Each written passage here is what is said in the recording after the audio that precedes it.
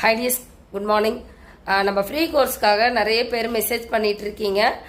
பழைய நம்பர், ஏற்கனவே பழைய நம்பருக்கு நான் மெசேஜ் பண்ணிட்டேன், ரிப்ளை பண்ணலை, ரெஸ்பாண்ட் பண்ணல அப்படின்ற மாதிரி சொல்லியிருக்கீங்க இல்லையா. நான் யூடியூப், இன்ஸ்டாகிராம் ரெண்டுத்துலையுமே சொல்லியிருக்கேன். பழைய நம்பர் வந்து லாக் ஆகிடுச்சு. இப்போ புதுசாக ஒரு நம்பர் கொடுத்துருக்கோம், அந்த நம்பரை காண்டாக்ட் பண்ணி ஜாயின் பண்ணிக்கோங்க அப்படின்னு நாங்கள் சொல்லியிருக்கோம். இன்னொரு முக்கியமான விஷயம், அந்த புது நம்பருக்கு நீங்கள் உங்களுடைய நேம், டிஸ்ட்ரிக்ட் நேம் மெசேஜ் பண்ணுங்கள், கால் பண்ணாதீங்க.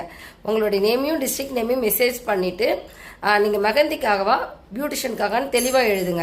ஒவ்வொருத்தவங்க மெகந்திக்குன்னு சொல்லி ஜாயின் பண்ணிடுறீங்க, ஜாயின் பண்ணிவிட்டு திரும்பி பியூட்டிஷியனுக்கும் ஆட் பண்ணுங்க அப்படின்னு சொல்லி கேட்டுட்ருக்கீங்க.